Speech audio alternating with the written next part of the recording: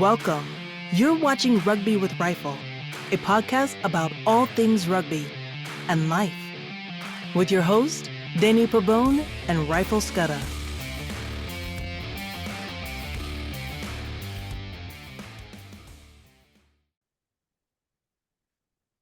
Welcome to another episode of Rugby with Rifle, a podcast about all things rugby and life.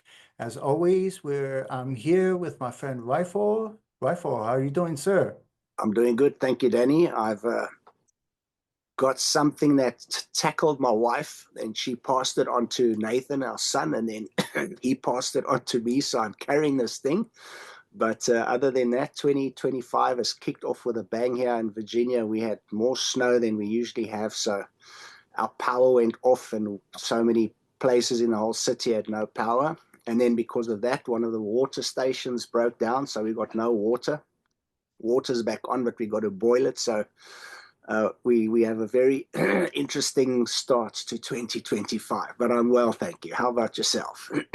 Doing good, doing good. So I'm not going to complain then that it's cold here in New Jersey then. Oh yeah, I'm not going to complain. it's cold. You've had a very eventful week, Very needless much to so, say. yeah. But But it's all good. I'm glad you're here and you're toughing it out to be here on the podcast and record this episode. So No thank you problem. for that. No, very welcome. So everyone, in this episode, we decided to talk about various coaches throughout the world, international rugby. And if you remember in previous episode, we spoke about how international rugby is broken down. So you have the powerhouses, Northern Hemisphere, Southern Hemisphere. So, Northern Hemisphere are usually the top teams are the Six Nations teams. Southern Hemisphere, you have a tournament by the name of Rugby Championship, and you have the powerhouses that we're gonna go over in a couple of minutes here. And then those teams are usually tier one, which are the top teams in the world. Then you have tier two, those are the teams that qualify for the Rugby World Cup. And then tier three are developing teams or developing nations that are still trying to build their rugby teams, but do not qualify for the Rugby World Cup. So those are the three tiers in the international rugby. So we decided to talk about a few of the coaches from the top teams around the world, and we're going to just get right to it here. So here we have the four Northern Hemisphere coaches. We have Coach Fabian Gauti from again. Please, if Fabian ever watches the episode, please forgive me for the pronunciations of your name. Andy Farrell, who coaches for the Irish. Stephen William Borthwick, who coaches for the English team, and Warren Gatlin, who coaches for the Welsh team. And all four of these teams, well, except for the Wales, Rifle just mentioned to me before we started that the Welsh team past couple of years have been tough for them. But overall, all four teams are usually considered top teams in the world, usually in international rugby. Yeah, Is that fair to say? yes, all of those teams, because they're Northern Hemisphere, so they play in the Six Nations. Each one of these teams have won the Six Nations before. So I mean, they top in the world, most definitely. Yeah. Cool, cool. And what also notice is, except Warren Gatling being the only exception, the other three coaches here are former players for the uh for their country. Well, except for Andy Farrell, he played for England, but now he coaches Ireland. Correct, yeah. All three of them played at the highest level, which I think is phenomenal because, you know, in so many sports you have guys or girls or ladies, men that make it in sport, and then when they try to go into coaching, they don't do well. Mm. But these guys have just taken their skills as players. And what I think about that is so amazing because they've been in the change room when people are hurting, when people are doing well. They've been there for the ups, they've been there for the downs. And it's not that they learnt it from a book or went on a course and became just good coaches. They all played, sorry, the game themselves at the highest level. You know, Gautier, I believe he played in 4 Rugby World Cups. He was a captain of France. He was called in 2002, I believe, the International Player of the Year by the RLB. So Andy Farrell, you know, playing for England and then later on becoming also the coach of the British and Irish Lions with Gats. So, I mean, these guys have played the highest level of rugby possible. Yeah, it's an interesting thing that you just mentioned there is in other sports, it tends to happen as well. Well, I don't know if in rugby it happens as often, but for example, in basketball and football, you have former players who were great players, and then when they become head coaches for whatever reason, it doesn't work out, or they're not as successful as head coaches. So it's a very interesting thing because from an outside perspective, you would think, oh, if they were a great player, they know the game, they'll be a great coach. But that's not the case often. Right. So it's a very interesting thing. Uh, Very interesting thing just to see that that's not the case. Yeah. And in all the coaches that we look in, sorry, man, looking at today, the Southern Hemisphere as well as these guys played at the highest level of rugby. So they know the game in and out. And I think that's just phenomenal. Cool, cool. And as Rifle mentioned before, these teams compete in the Six Nations tournament, which is about to kick off in about 3 weeks. That's correct. Just the last weekend of this month. So not too long before international rugby kicks off for the year. Cool. So I'm very excited uh, to follow the Six Nations tournament. This is the first time I will follow it live because this this podcast wasn't in existence the last time the Six Nations played. So Yeah. looking And forward to following that tournament this year.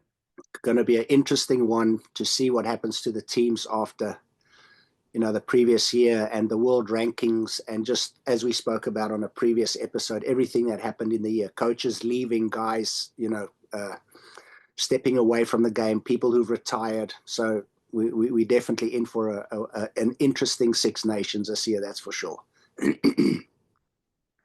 Cool, cool. And you'll be a little bit more calm since South Africa South does not Africa's not play playing. does not play in the Six Nations. So you can watch these games with some calmness. I definitely will, yeah. Okay, that's good to hear. Okay, so next we have the Southern Hemisphere. And again, these are the teams. The only team we don't have here is Argentina that plays in the Rugby Championship.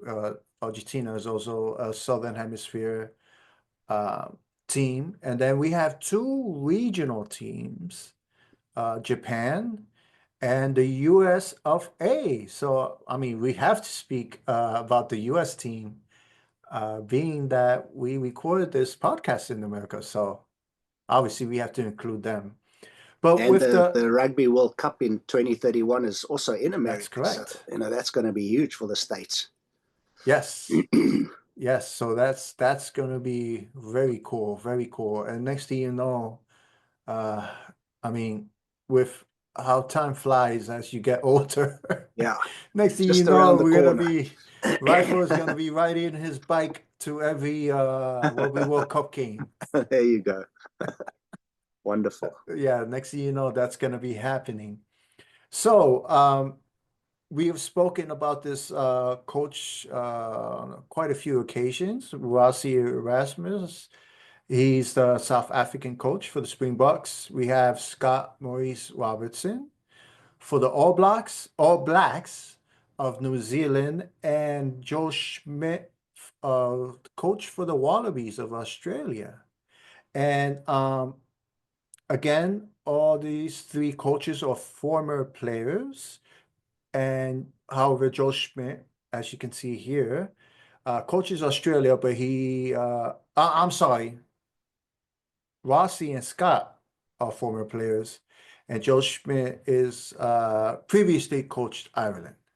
Right. I He played, misspoke but there. not international. Not international. Yeah. Okay. But did a wonderful stint with Ireland. When he was coaching Ireland, they won the Six Nations. And even the style of rugby that Ireland play now, they give a lot of credit to Mhm. Joe Schmidt for coming in and changing what the Irish were doing at that stage. So he's taken Australia now, who've been battling just like Wales for the last year or so, and he's upped their game. So an amazing coach, Joe Schmidt, very good. And yeah, and I remember you mentioning, like you had just said that Joe Schmidt really, uh, when he coached Ireland, he's the one that brought Ireland back into prominence. He did a wonderful Yeah. thing with that team, and as I say, for them winning the Six Nations. So he's great. Yep. So, and then Rossi, obviously, we've spoken about him. He's he's come into coaching the Springboks, and he's done needless to say, winning the past two Rugby World Cups. I remember you mentioning that when he came in, he tried to change the culture of the team and really have that wild dog mentality, something that we've spoken about in previous episode. Yeah, he So had to. over the past few, well, 5, 6, when did he take over? 2018. 2018. So over the past 6 years, he's really changed the whole culture of the Springboks. He's done an amazing job. So interestingly enough, he also was captain of South Africa. He captained the Springboks Mhm. himself. I believe he played against Razor, which is Robertson from New Zealand. His nickname is Razor. They played against each other, and Fabier as well played at the same time. So these guys come from that same era and played against each other back in the day. And now all of them are coaching and doing exceptionally well.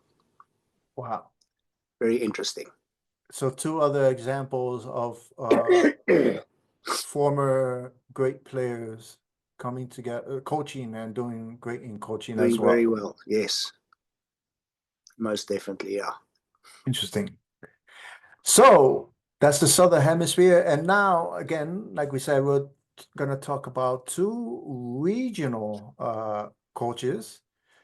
And first being Eddie Jones, who's currently coaching the Japanese team. And he also previously coached England and Australia. And I remember you telling me something interesting about Eddie Jones was Eddie Jones was the coach of Andy Farrell and his son.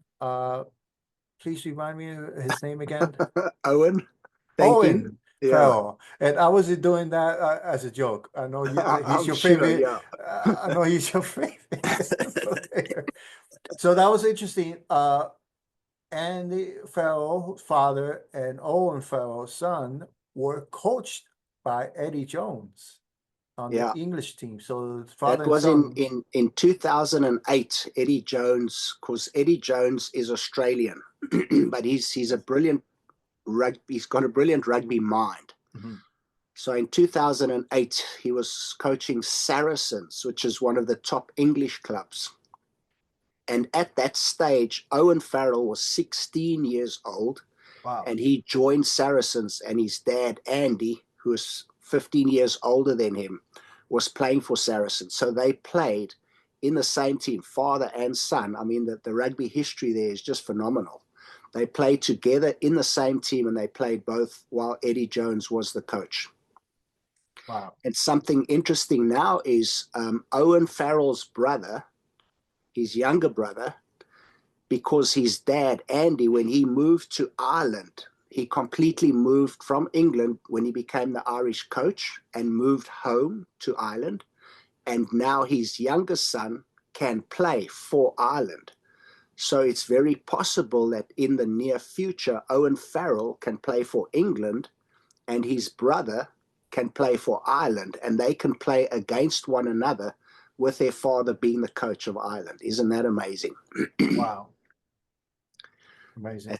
That's a rugby history family there for you, eh? That is, yeah. So it's like every sport has a family that have multiple players, fathers, sons. Yeah, It's like the Mannings the of football, Mannings. Peyton Yeah, Manning. Yeah. exactly the same. Yeah. So Wow. Eddie Jones, yeah, he actually, and you know, you mentioned the countries that he coached, but in a previous World Cup that South Africa won, when John Smith was our captain, Eddie Jones actually was called up by the South African coach Jake White to be an assistant coach. So Eddie Jones came to South Africa and coached as an assistant the year we won the World Cup, previous to 2019. So I mean, he's rugby's is deep in his veins. Oh, really? Wow. Amazing. Yeah. And then interesting as well is Eddie Jones was the coach of England in 2019, and they played against New Zealand in the semi-finals. And everyone thought, you know, this was New Zealand's year to make it 3 in a row. And England actually beat them.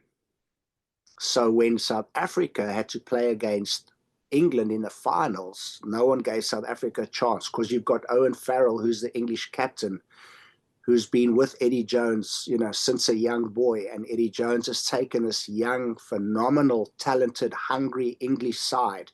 Mm. And they just hammered New Zealand in the semi-finals. And then they played South Africa in the finals. And, you know, South Africa won. But there's so much intertwined between Eddie Jones and England and Farrell's and all of that. So it's just good for rugby history to have these stories in the background that a lot of people are not aware of. Wow. So there's a long, rich history. Oh yes, definitely, yes. And you know, unfortunately for Eddie now, he's coaching the Cherry Blossoms. You know, they're not doing well. Unfortunately for Eddie, he coached Australia in the previous Rugby World Cup. They didn't even make the quarterfinals. They fell out in the knockout round. So his last 2 stints at coaching international sides have not been good at all. Mm. Yeah. Yeah, it's very interesting. He's had quite a few coaching opportunities, but for whatever reason, he hasn't been as successul Right. as anticipated The at only any of only them. Rugby World Cup that he's won was when he was with South Africa, and he's Australian. So that's interesting. Mm. And during those Rugby World Cups, he wasn't the head coach. He was Just assistant, okay. So he was technical like a analysis. Yeah. okay. So he was like a position coach. More than position, he helped the backline. If you listen to our captain John Smith, he was saying when Eddie came in, he helped the backline more than he helped the forwards. So it mm, wasn't a specific position coach, but he looked at technical aspects of the game and helped people improve. But our backline, you know, had more to do with Eddie than our forwards did at that stage. okay. Cool. Yeah. So it's again, it's one of those things that great minds, but for whatever reason, when they become head coach, for whatever reason, they're not as successful. Yeah, And I guess I know you had previously mentioned um it Eddie Jones' coaching style is not for everybody. right. Yeah. So I was just going to mention that about people's skills. Yeah. So without saying anything, you could just go to YouTube and there are hundreds of videos saying, for example, 15 minutes of Eddie Jones being Eddie Jones, and then you can see him on the field or after a game or during a news conference. So you can go and check that out, and you can make up your own mind. So I wonder if Eddie Jones is the Bill Belichick of rugby. The only difference is Bill Belichick was successful. I was just going to say, Bill Belichick's got enough rings to be Yes. able to stand at the podium and do what he does. Yeah. So, So that's the only difference. But yeah. the And coaching style and is the very accent. similar. Yeah. Yeah. That and the accent. Yeah. Okay. Okay. So with that, all is said with that. And our last coach is the American coach, and he was the interim coach uh up to 20, I think it was February or March of 2024. So he became, the head coach. He went from interim to actually being named the head coach, the full-time head coach, in 2024. And I was just looking at the last three games. They've won the last three games, but not against powerhouses. But it'll be very interesting to follow the American team over the next few years, being that again, the Rugby World Cup is going to be here in America in 6 years, 6.5. When is the Rugby World Cup is usually played during the summer months, correct? Yeah. 31. Or Yeah. okay, so So about six and a half months, yeah. What's also good about, years, I should say. sorry, Scott, is that he played for the Yes, Eagles. former So player as well. in that position, the Eagles have qualified for the World Cup before, not this past year, but Mhm. the past time. I mean, he knows what it's like to play against New Zealand in Chicago on Soldier Field and lose Yeah, 74-0. You know, he's been in those big games where America have played tier one nations. So he's played before. He can lead and charge up the guys and make them understand what it is. If you had someone that hasn't played for America and has no idea of what it feels like to face the haka, it's just something else. But he's yeah. been there, so he can help the guys in that. So I'm very excited about him being there. As you say, they've won the last three games. They're on the up, so he's doing a great job, and I hope he can take the team all the way. Yeah, that would be great. And I'm not going to be naive and say that the U.S. team is going to win the Rugby World Cup. No, that that But that that will that will yeah, take some time, yeah. yes, And that would nothing take, against Scott, but they will need some guys who've coached at the top level as well to be able yeah, to help him do that. Yeah, nothing against him, but you need the best of the best to take a team to be the best in the world. yes, that would take a knack from the man upstairs, Mm, uh, yes, for the definitely, U.S. to win. definitely, yeah. But it's going to be a great experience nonetheless, Oh, wonderful, to yeah. watch the games. So Yes, yeah, so these are the 9 coaches that we chose to speak about today, and maybe in the future episode we'll talk about other coaches from other teams. So yeah, so it's very interesting to see that you know not all, but a good portion of the powerhouses are coached by former players. yep. Um, and a lot of them they played for the team that they're currently coaching, and one or two were players in other countries. So it's very cool to see that Yeah. and see them be successful, not only on the field as players, but in coaching as well. So that's Yeah. pretty cool to see. Very interesting. I wonder how many sports in the world have, like the current coaches of rugby, people who played Mm. and are coaching, because it happens a lot in football, but not just coaching, they are successful at it as well. Yeah. Where rugby now, the coaches, all of those nations are top on any given day. Any one of those guys can win. You can beat anyone on any day. Yeah. So those coaches are doing an amazing job, and most of them play. That's great. Yeah. Yeah, it is. It will be interesting to see, like, really go through at least the main, like football and basketball. I know in currently in football